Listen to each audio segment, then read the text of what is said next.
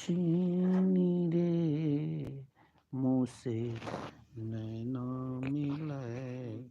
हाँ, श्री राधे। जय जय श्री राधे। बोले प्रेम से श्री राधा मोहनाभ्याम नमः। भगवते श्री निम्बारकाय नमः। जय श्री राधे। आइए आज हम आप सभी को निम्बार्क संप्रदाय में द्वादश तिलक क्यों किया जाता है, तिलक करने की क्या पद्धति है और तिलक कैसे करना चाहिए। बहुत लोगों के फोन आया, प्रश्न है कि हर संप्रदाय में तिलक के विषय में सही जानकारी मिली। निम्बार्क संप्रदाय में किसी सज्जन ने दिया, लेकिन तिलक के पद्धति कैसे हैं, किस मंत्र के द्वारा कहाँ तिलक करना चाहिए। आइए आज हम संपूर्ण तिलक के विषय में आपको जानकारी प्राप्त कराते हैं कि निम्बार्क संप्रदाय में किस प्रकार तिलक करना चाहिए। देखिए, भारतवर्ष में सनातन धर्म प्रेमी जितने भी है, सभी को तिलक ललाट पर लगाना ही चाहिए। तिलक के बिना कहा गया है कि मस्तक प्रेत के मस्तक माना गया है। तिलक अगर आपके अपने गुरुदेव के द्वारा प्रदत्त मंत्र जो है, जैसे हम सभी को निम्बार्क संप्रदाय में पूज्य गुरुदेव के द्वारा जो प्रदत्त मंत्र है, सर्वप्रथम शरणागति मंत्र दिया जाता है, फिर अष्टादशाक्षर गोपाल राज मंत्र। इन मंत्र को जाप करने से पूर्व जैसे हम स्नान करते हैं, शुद्ध आसन पर बैठते हैं और सर्वप्रथम हमें तिलक लगाकर ही गुरु मंत्र जाप करना चाहिए, क्योंकि तिलक की बड़ी महिमा है। शास्त्र के अनुसार कहा गया है, यदि आप तिलक शुद्ध तरीके से करते हैं तो आपको अकाल मृत्यु कभी होगी नहीं। अब प्रश्न उठता है कि अकाल मृत्यु फिर भी हो जाता है, तो बड़े बड़े संतों को, बड़े बड़े महापुरुषों को, बड़े बड़े नाम जापकों को अगर किसी कारणवशात अकाल मृत्यु हो भी जाती है तो उसे नहीं माना जाता है अकाल मृत्यु, क्योंकि शास्त्र में कहा गया है कि द्वादश तिलक, क्योंकि भगवान श्री कृष्ण जिस समय पूतना को उद्धार किया तो ब्रजांगनाएं, ब्रज की गोपिकाएं ने श्री कृष्ण को गौशाला में ले जाकर गोमूत्र से स्नान कराया और गो की गोबर द्वादश तिलक ललाट से प्रारंभ हुआ, द्वादश जगह पे द्वादश तिलक लगाए, यानी 12 जगह। इन 12 जगहों पर तिलक लगाने की अपार महिमा है, क्योंकि कहा गया है, मदन गोपाल शरण तेरी आयो, चरण कमल की सेवा दीजो, चेरो करी राखो घर जायो। अब देखिए गुरुदेव की कृपा। धन्य धन्य मात पिता सुत बंधु, धन जननी जिन गोद खिलायो। धन्य धन्य चरण चलत तीरथ को, धन्य गुरु जिन हरि नाम सुनायो। जे नर विमुख भयो गोविंद से, जन्म अनेक महादुख पायो। श्री भट्ट के प्रभु दियो अभय पर, यम डरप्यो जवदास कहायो। देखिए, यमराज भी प्रणाम करते हैं अगर हम वैष्णवी दीक्षा को प्राप्त कर अपने गुरुदेव के द्वारा शरणागति मंत्र, अष्टादशाक्षर गोपाल राज मंत्र जाप करते हैं और द्वादश तिलक लगाते हैं। इन द्वादश तिलक को देखकर किसी की ताकत नहीं है जो आपके ऊपर किसी भी प्रकार की नजर, किसी भी प्रकार की टुटका। अरे स्वयं यम डरप्यो जब दास कहायो। यमराज भी प्रणाम करते हैं इन द्वादश तिलक को देखकर।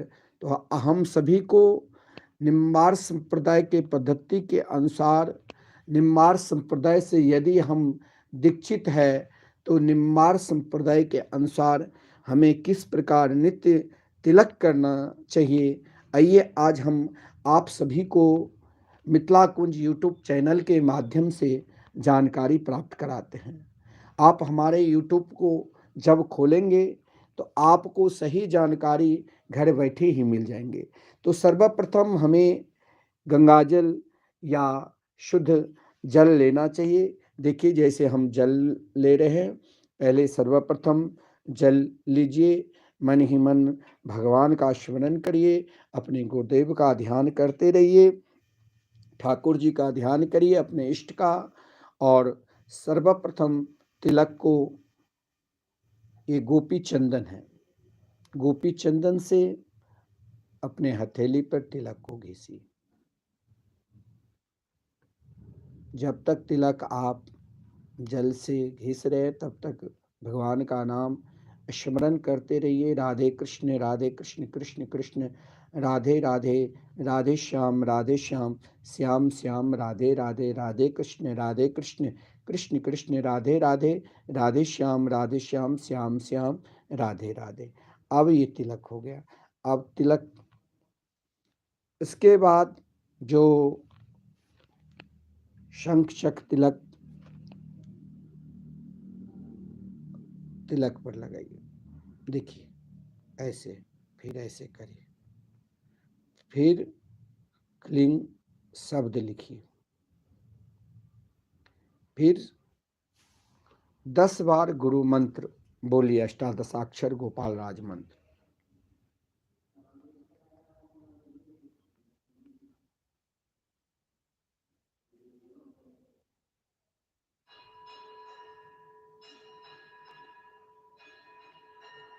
फिर मस्तक से लगाकर प्रणाम करिए तिलक, और फिर सभी तिलक को एक जगह कर लीजिए।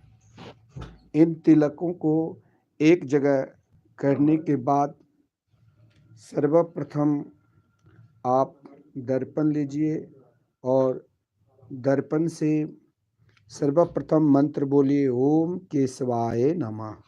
ललाट पर जब आप लगाओगे तो ओम केशवाय नमः, भगवान के ध्यान करते हुए ओम केशवाय नमः। अब देखिए तिलक की पद्धति।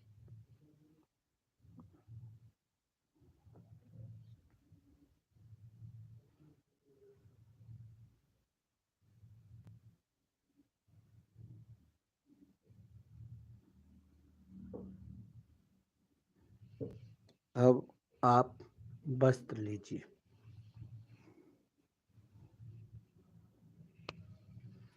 वस्त्र जो आपको है उन वस्त्रों से इनके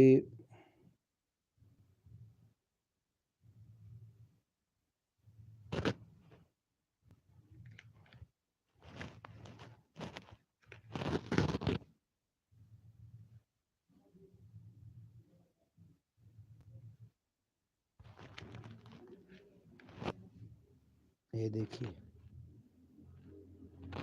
ये ललाट पर हो गया। अब ललाट के बाद ध्यान पूर्वक हमें देखना है कि कहाँ कहाँ हमें तिलक लगाना चाहिए और किस मंत्र। सर्वप्रथम आप नाभि पे, नाभि पे ये मंत्र बोलना है, ओम नारायणाय नमः। फिर हृदय पर, हृदय पर ये मंत्र बोलना है, ओम माधवाय नमः। फिर कंठ पे, कंठ पे ये मंत्र बोलना है, ओम गोविंदाय नमः। फिर हमें सर्वप्रथम दाहिने कोख पे ओम, ऐसे ओम विष्णवे नमः। हाँ, फिर भुजाओं पे, दाहिने भुजा पर ओम मधुसूदनाय नमः। फिर दाहिने कंधे पे ओम त्रिविक्रमाय नमः। देखिए ऐसे मंत्र बोलकर नित्य तिलक करना चाहिए। फिर बाईं कोख पर ओम वामनाय नमः। फिर हमें बाएं भुजाओं पर ओम त्रिविक्रमाय नमः। ओम ऋषिकेशाय नमः, ये बाएं कंधे पर। फिर ओम पद्मनाय नमः पीठ पे। ओम दामोदराय नमः कटी भाग पे। अब क्या हो गया? द्वादश तिलक। देखिए 1 2 3 4 5 6 7 8 9 10 11 12। इन 12 जगहों को द्वादश तिलक कहते हैं और द्वादश मंत्र के द्वारा तिलक करना चाहिए। फिर आप जल लीजिए।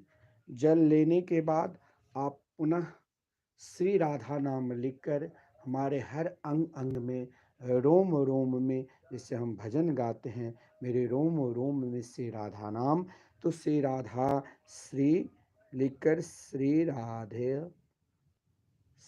राधा नाम लिखकर अपनी भुजाओं पे ऐसे लगा लेना चाहिए।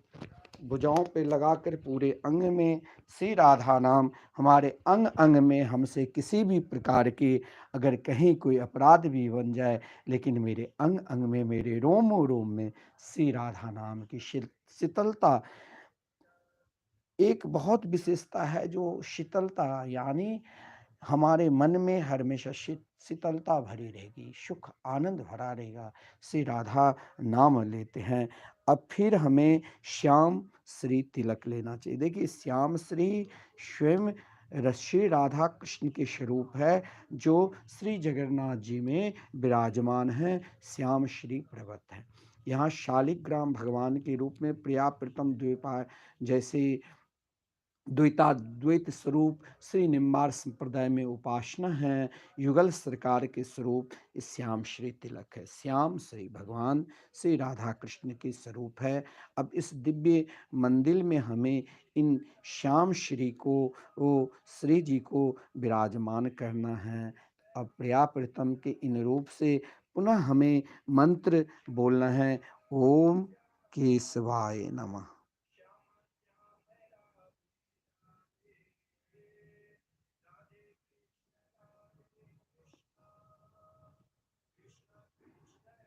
देखिए श्याम श्री स्वयं आप अपने ललाट पे प्रिया प्रीतम को वास किए।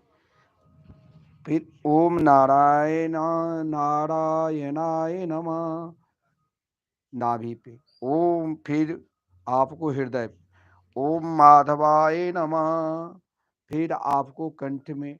ओम गोविंदाय नमः। फिर आपको दाहिने कोख पर। ओम विष्णवे नमः। फिर दाहिने भुजा पर। ओम मधुसूदनाय नमः। फिर दाहिने कंधे पर। ओम त्रिविक्रमाय नमः। फिर बा बाई कोख पर। ओम वामनाय नमः।